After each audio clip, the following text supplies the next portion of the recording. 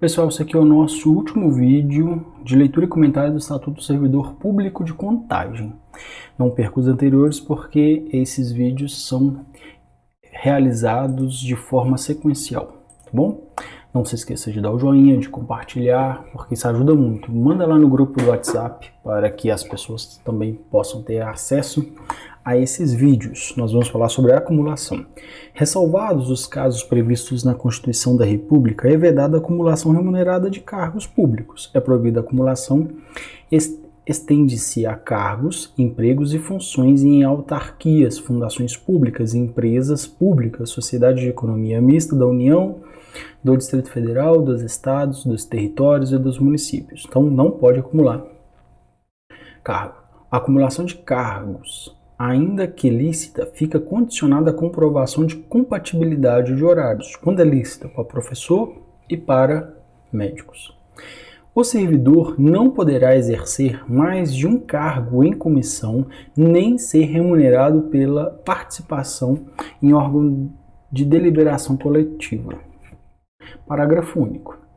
O disposto neste artigo não se aplica à remuneração devida pela participação em conselhos de administração e fiscal de empresas públicas e sociedade de economia mista, suas subsidiárias e controladas, bem como quaisquer empresas ou entidades em que o município, direta ou indiretamente, detenha participação no capital social, observado que a respeito dispuser a legislação específica. Então aqui não se trata dessas empresas.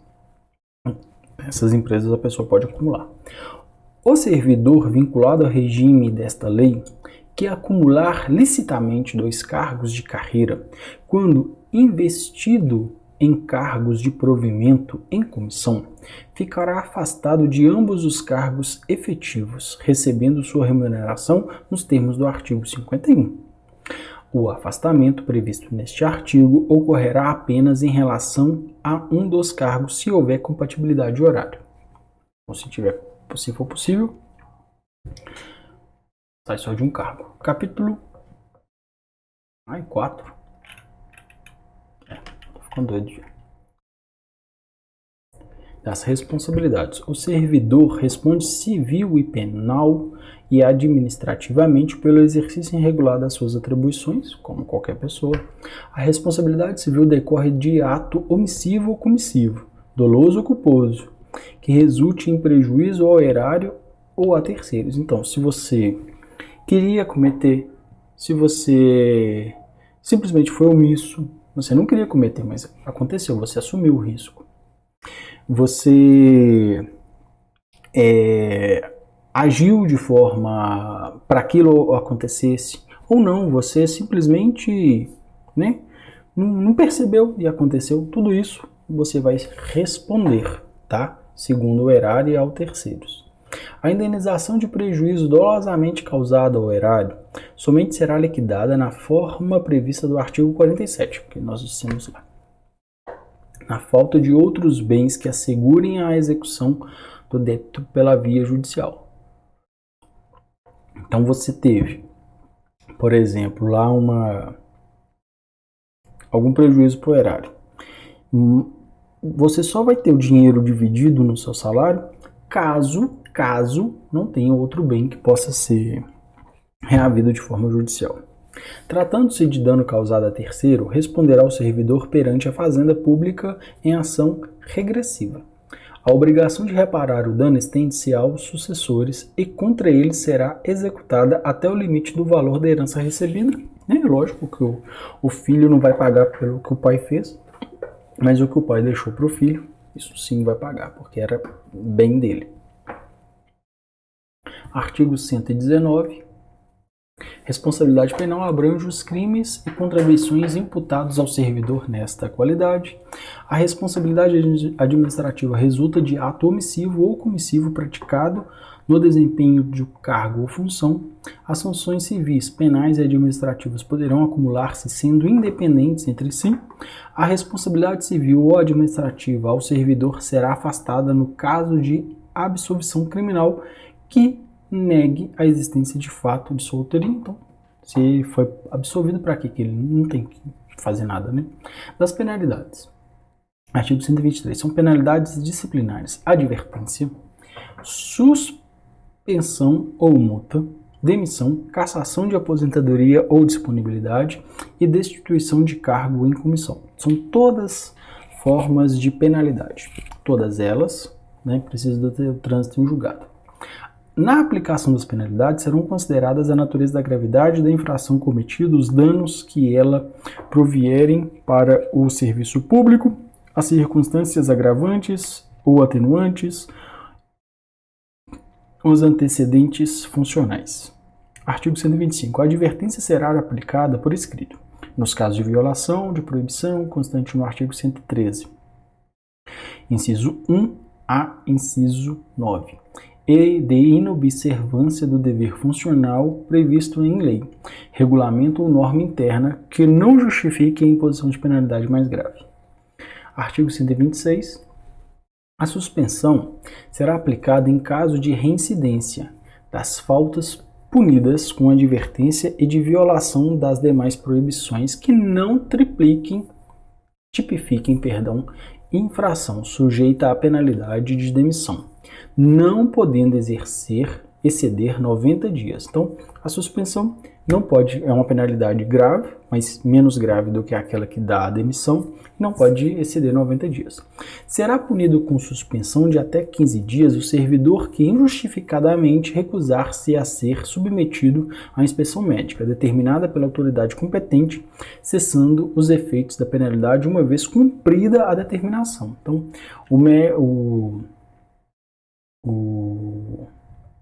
o órgão pediu para que ele passasse por uma inspeção médica. Ele não passou, 15 dias de suspensão.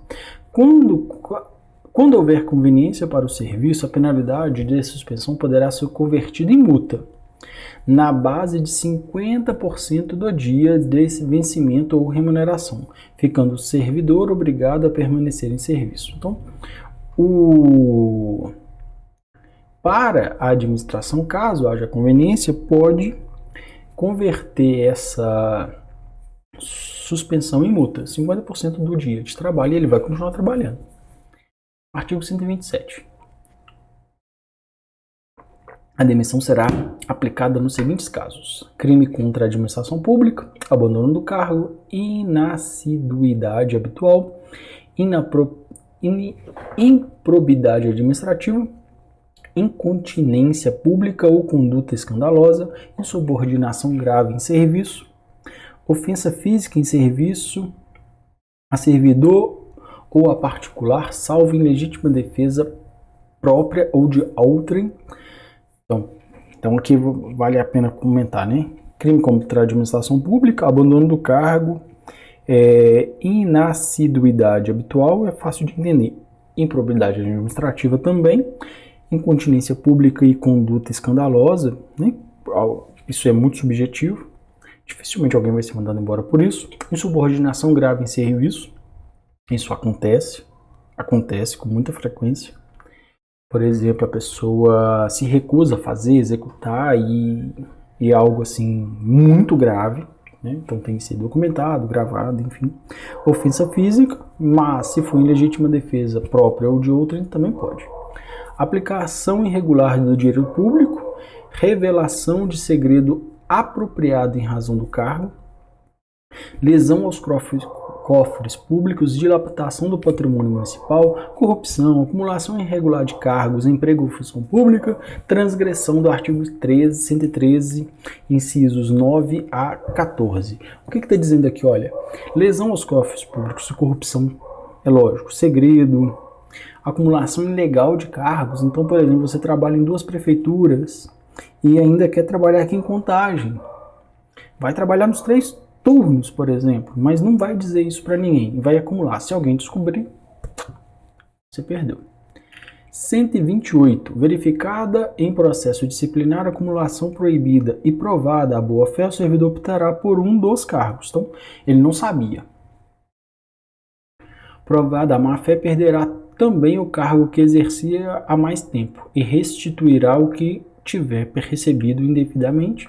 Na hipótese do parágrafo anterior, sendo um dos cargos o emprego ou função exercido em outro órgão ou entidade, a demissão lhe será comunicada.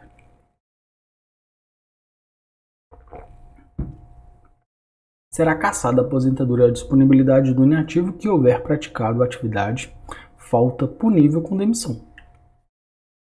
A destituição de cargo em comissão exercido por não ocupante de cargo efetivo será aplicado aos cargos de infração sujeita a penalidade de suspensão ou demissão. Parágrafo único. Ocorrida a exoneração de que trata o artigo 32, o ato será convertido em destituição do cargo em comissão prevista neste artigo. A demissão ou destituição do cargo em comissão, nos casos dos incisos 4, 8 e 10 do artigo 127, implica a disponibilidade dos bens e o ressarcimento ao erário sem prejuízo da ação penal cabível. A demissão ou destituição de cargo em comissão por infringência do artigo 127, incisos 10 e 12, incompatibiliza o ex-servidor para nova investidura em cargo público municipal pelo prazo mínimo de 5 anos. Então, roubou, fez lá tudo o que fez, não volta para o cargo público em 5 anos. Parágrafo único. Não poderá retornar ao serviço público municipal o servidor que for demitido ou destituído do cargo em comissão por infringência do artigo 127, inciso 1, 4, 8, 5 e 11. 5, 10 e 11. Então aqui vai continuar com todas essas punições. Aí aqui vai falar sobre o processo disciplinar, como que ele vai ocorrer, do afastamento preventivo, do processo disciplinar, do inquérito, do julgamento, da revisão do processo, da previdência social do servidor, da disposição. Aqui a gente vai fazer uma leitura breve também porque é importante. O município manterá plano de previdência social para o servidor submetido ao regime jurídico que trata a lei e para a sua família. O plano de previdência social visa dar cobertura aos riscos a que está sujeito o servidor e sua família e compreende um conjunto de benefícios e ações que atendem às seguintes finalidades: garantir meios de subsistência nos eventos de doença, invalidez, velhice, acidente em serviço, inatividade, falecimento e reclusão, proteção à maternidade, adoção e paternidade, assistência à saúde. Tudo que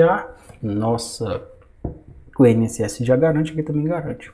Parágrafo único. Os benefícios serão concedidos nos termos e condições definidos em regulamento e observados nesta lei. O servidor do plano de previdência social do servidor compreende aposentadoria, auxílio natalidade, salário família, licença para tratamento de saúde, licença gestante, adotante e a licença paternidade, licença por acidente em serviço, quanto ao dependente, pensão vitalícia e temporária, serviço funerário, auxílio funeral e auxílio reclusão.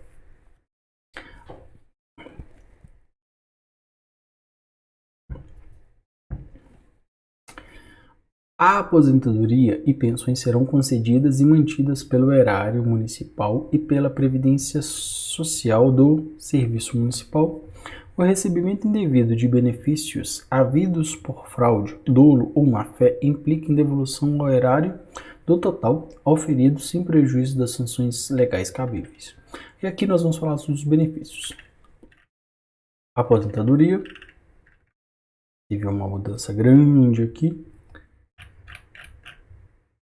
Na verdade não ficou nada, né? Auxílio natalidade.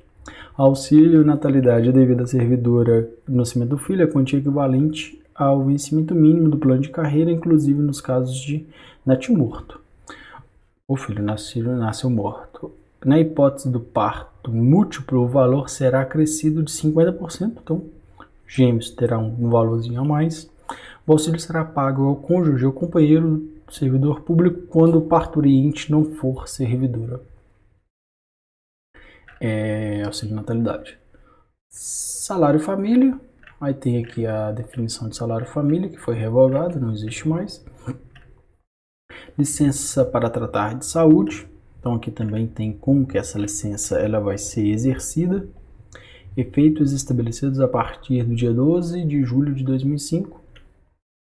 será concedida licença para tratamento de saúde a pedido de ofício ou com base em perícia médica, sem prejuízo da remuneração que fizer jus. Para licença de até 30 dias, a inspeção será feita por médico do setor da assistência médica, né, da Secretaria de Administração ou órgão correlatos. E se for prazo inferior, por junta médica oficial. Sempre será necessária inspeção médica realizada na residência do servidor ou em estabelecimento hospitalar onde o encontrar internado. Inexistindo médico do órgão ou entidade local onde se encontrar o servidor, será aceito o atestado passado por médico particular. No caso do parágrafo anterior, o atestado produzirá efeito depois de homologado pelo setor médico respectivo. Fim do prazo da licença, o servidor submetido à nova inspeção médica, que concluirá pela volta ao serviço, pela prorrogação da licença ou pela aposentadoria.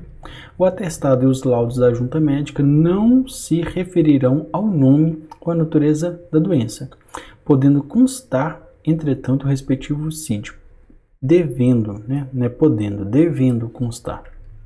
Então, você que é funcionário deve colocar o CID no seu atestado. Licença gestante, adotante e licença paternidade. 120 dias consecutivos sem prejuízo da remuneração. A licença poderá ter início a partir do 9º mês da gestante, salvo antecipação por prescrição médica.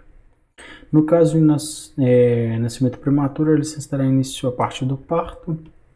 No caso do natimorto, transcorridos 30 dias do evento, a servidora será submetida a exame médico e, se julgada apta, reassumirá o exercício, só 30 dias.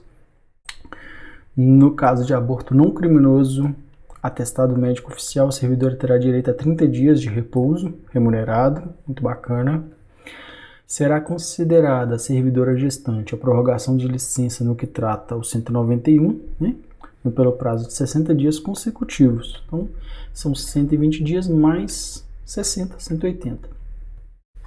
A prorrogação será garantida à servidora que apresentar requerimento até o final do 1º mês após o parto e concedida imediatamente após fruição da licença gestante, que trata o artigo 191, ou seja, tem que fazer o pedido, né? Mas garante. Pelos nascimentos dos filhos ou adoção, a legislação vigente, o servidor terá direito à licença paternidade de 20 dias. Que maravilha! No estado são só 5. Para amamentar o próprio filho até a idade de 6 meses, a servidora lactante terá direito, durante a jornada de trabalho, a 1 hora de descanso e poderá ser parcelado em 2 períodos de meia hora. Será concedida licença remunerada à servidora que adotar, se tiver guarda para de 120 dias, se ela tiver até 1 ano de idade, 60 dias se tiver de 1 a 4 anos, de 30 dias de 4 a 8 anos de idade, ou mais, né? Aí vai falar que é a servidora adotante, se tiver a guarda, blá, blá, blá, blá.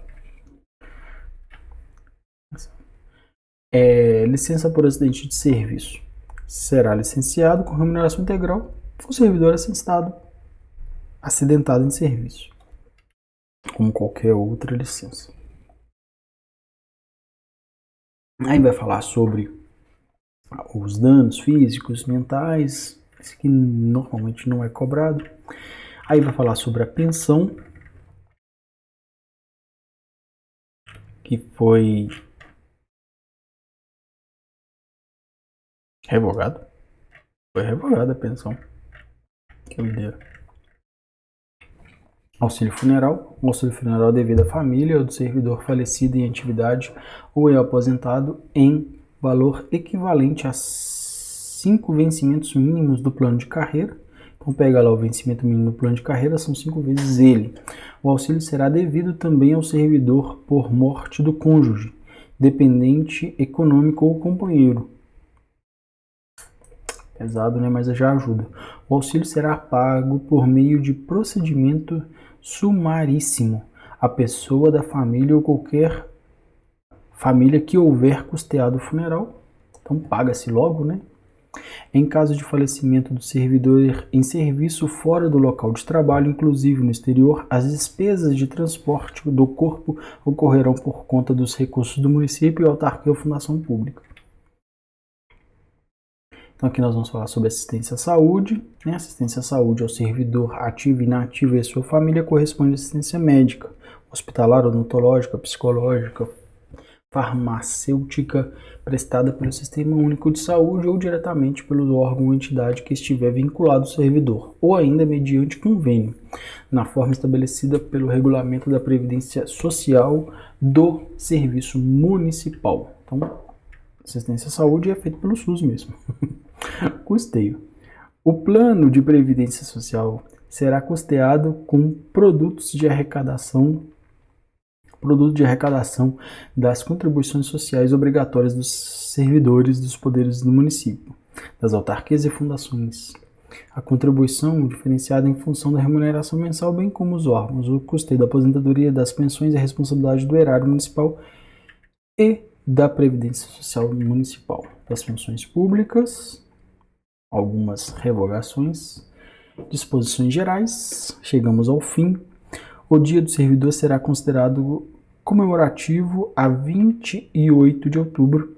Os prazos previstos nesta lei serão contados em dias corridos, excluídos os dias de começo, incluindo-se os dias de vencimento, ficando prorrogado para o primeiro dia útil o prazo vencido em dia que não haja expediente, por motivo de crença religiosa ou por convicção filosófica ou política, nenhum servidor poderá ser privado de quaisquer de seus direitos, sofrer discriminação em sua vida pessoal, em sua vida funcional, nem eximir-se do cumprimento de seus deveres. Então aqui tem uma dificuldade aí para quem tem religião que impede de trabalhar um determinado dia, ou que a pessoa vá ser discriminada por ser de uma determinada religião ou político, né? Eu gosto do Bolsonaro, eu gosto do Lula, e aquilo ali ser discriminado por isso, então vai ter problema. Estou simplificando muito, né? Mas é isso. São assegurados aos servidores públicos o direito de associação profissional, sindical e de greve. Parágrafo 1, o direito de greve será exercido nos termos da lei. O sistema de previdência municipal introduzido por lei será implantado por iniciativa da autoridade competente. Então, aqui vai falar como que vai ser. As férias-prêmios regidas pela Lei 1014, no seu artigo 139 de julho de 72, passa a ser de 6 meses, gozadas ou não na sua totalidade, podendo também ser convertidas em espécie ou contadas em dobro para fins de aposentadoria. Então aqui tem uma mudança também nas férias-prêmio. Lá falava que era 6 meses, né? Pode ser que nessa lei aqui tinha uma outra, fosse mais tempo ou menos tempo. Para custeio das despesas decorrentes desta lei, serão utilizados os recursos orçamentários próprios. Revogam-se as leis em contrário, a de 72, né? Que aqui foi aqui modificada, né, para quem estava naquele período. Acho que ninguém aqui está trabalhando desde 72. Esta lei passa a vigorar da data de sua publicação. Ademir Lucas foi o prefeito que deu vigor a essa lei. Eu agradeço quem chegou até aqui, não deixe de compartilhar, assinar o canal. Muito obrigado, fique com Deus, espero que você tenha a sua aprovação.